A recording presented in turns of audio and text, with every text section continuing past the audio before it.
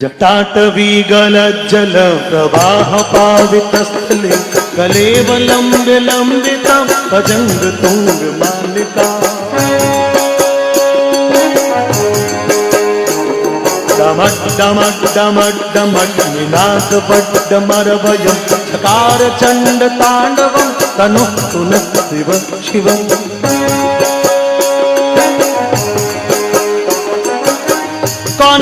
कौन है वो कहाँ से वो आया चारों दिशाओं में है तेज सब छाया उसकी भुजाएं बदले कथाएं भागीरथ तेरी तरफ शिव जी चले देख जरा ये विचित्र माया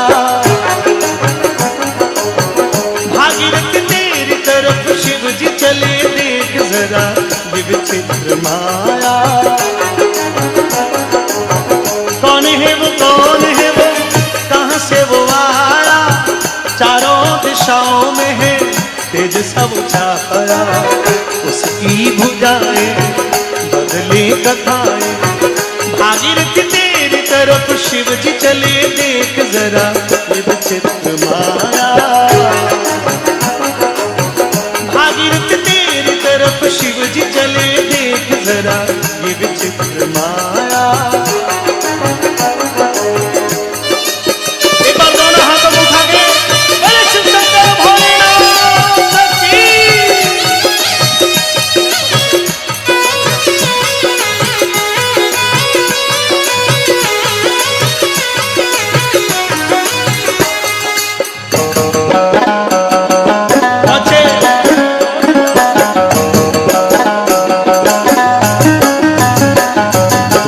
कटाह संभ्रमं रमण्यलिम्पणे झरि विलोल वीचि वल्लरे विराजमान मूर्धनि धगत् धगत् धगत् ज्वलल्ललाट फट्ट पावके किशोर चन्द्रशेखरे रति प्रतिक्षणं ममः धदा धदेन्द्र नन्दिनी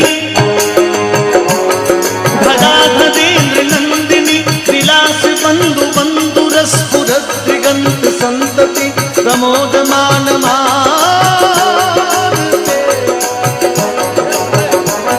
कृपा कटाक्ष तोरणी निरोध दुर्दिरापदी क्वचित दिगंबरे मनो विनोद में जटा भोजन। देखिए आप लोग सोच रहे होंगे कि क्या गा रहे हैं।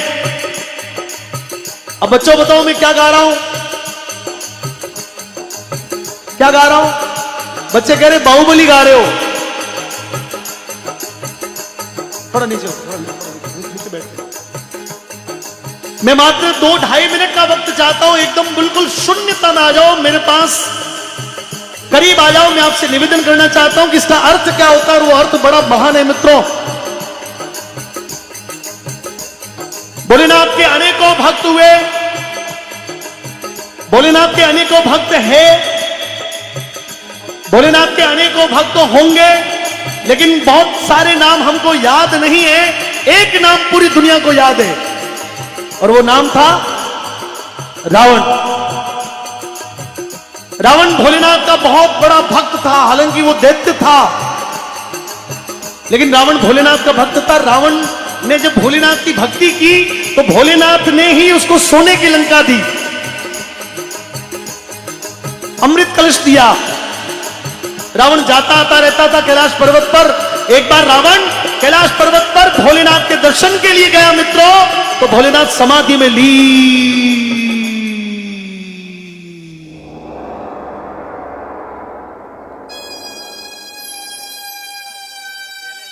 रावण हाथ जोड़ के खड़ा हो गया, भोलेनाथ समाधि में बैठे। रावण ने सोचा कि आंखें खोलेंगे, जब खोलेंगे तो मुझे देख लेंगे, मैं आशीर्वाद लेके चला जाऊंगा।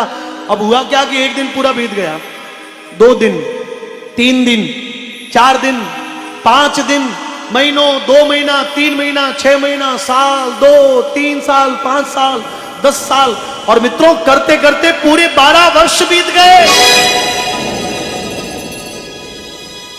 अब रावण बड़ा विद्वान था, शास्त्रों का प्रकांड विद्वान था, भोलेनाथ का भक्त था।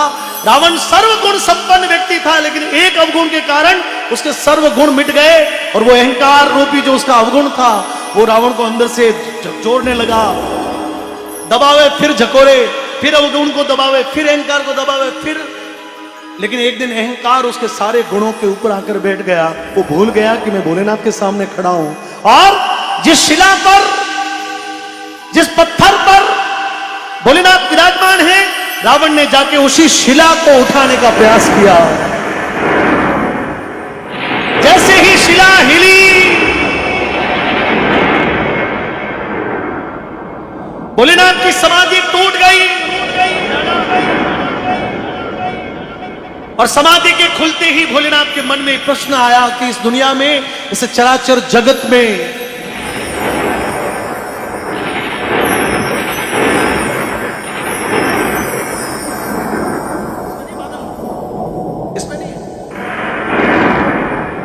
इस पूरे चराचर जगत में ऐसा कौन व्यक्ति हो सकता है जो मेरे आसन को हिला सकता है। भोलेनाथ ने आंखें खोल के देखी तो रावण खपरी, ताकत लगा। भोलेनाथ अंदर ही अंदर मुस्कुराए, बोले ओहो तो हुदरी पार्टी रो आदमी है वो तो।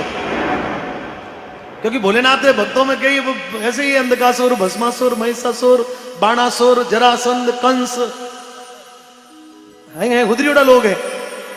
बोले तो हुदरी पार्टी रो आदमी है। अंदर ही अंदर मुस्कुराए, बैठे बैठे अपने दाहिने पैर के अंगूठे को थोड़ा सा दबाते हैं, शिला वापस दबनी शुरू हो जाती है। रावण पूरी ताकत लगाने की कोशिश करता है, लेकिन शिला दबते दबते दबते दबते दबते दबते रावण नीचे दब गया। रावण की आंखें खुली तो सामने मृत्यु करीब आ रही है, बहुत करीब, मृत्यु करीब है।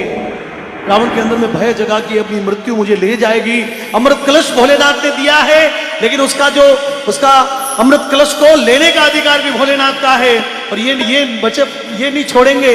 जब रावण को अंदर में भय लगा मित्रों, तो रावण फटाफट से भोलेनाथ को थोड़ा सा कैसे भी करके इनका ध्यान हटाओ।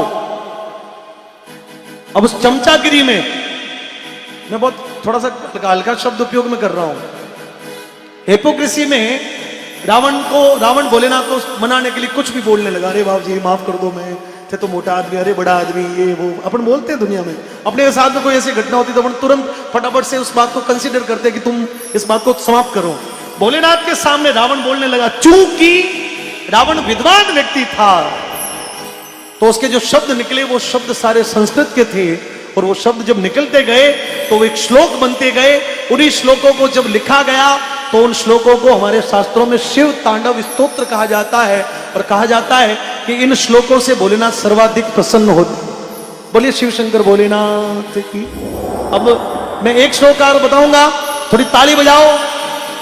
जटाटवी गलज्जल प्रवाह पावित स्थले, ताली बजाओ। जटाकटाह संभ्रमं ब्रह्मण्यलिम्पने झरि, विलोल वीचि वल्लरी विराजमान मूर्धनि।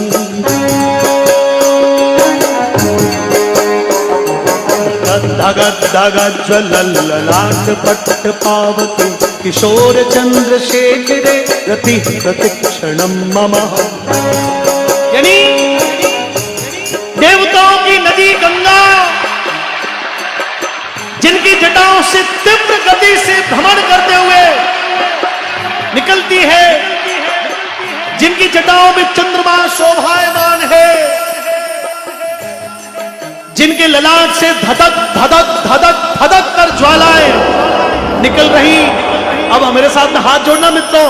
ऐसे परम तेजस्वी शिव को मैं प्रणाम करता हूं। करो करो, ऐसे परम तेजस्वी शिव को प्रणाम करता हूं। अब मेरे साथ में हाथों को खोलकर बोलना, ऐसे परम तेजस्वी शिव मेरा कल्याण करे, कल्याण कल्याण करे।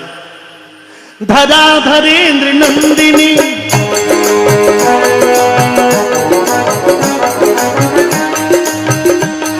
धराधरेंद्र नंदिनी, विलास बंधु बंधु रस भुजद्रिगंत संतति प्रमोद मान मानते।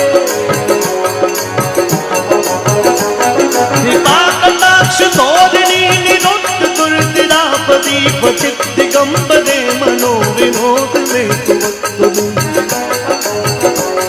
जटा भुजंग पिंगल सुरपणामणिप्रभ कदम्ब कमपमद्रव प्रलिप्त दिग्वधू मुखे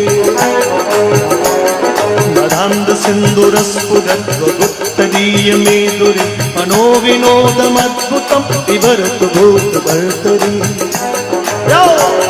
प्रफुल्ल नीलकूट प्रपञ्चकालिम प्रभा लंबी कंठ कंदली रुचि बंद कंधरम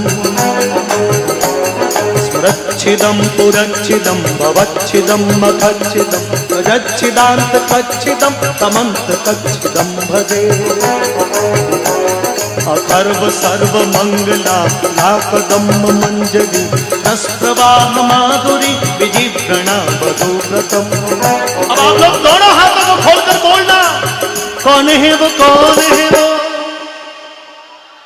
कौन है वो, कौन है वो। इस दौर में इस बात को मोदी जी के लिए सोच के देख लो एक बार। चारों दिशाओं में है, चारों दिशाओं में है तेज सा वो छाया, उसकी भुजाएं बदले कथाएं, उसकी भुजाएं बदले कथाएं। भागीरथ तेरी तरफ शिव जी चले, देख जरा ये विचित्र माया।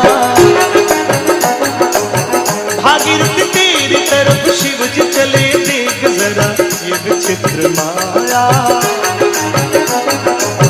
भागीरथ तेरी तरफ शिव जी चले, देख जरा ये विचित्र माया। भागीरथ तेरी तरफ शिव जी चले, देख जरा ये विचित्र माया।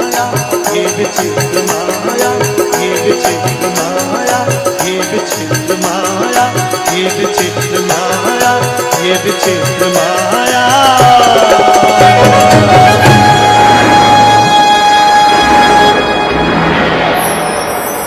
बोले श्री सुंदर भोलेनाथ की।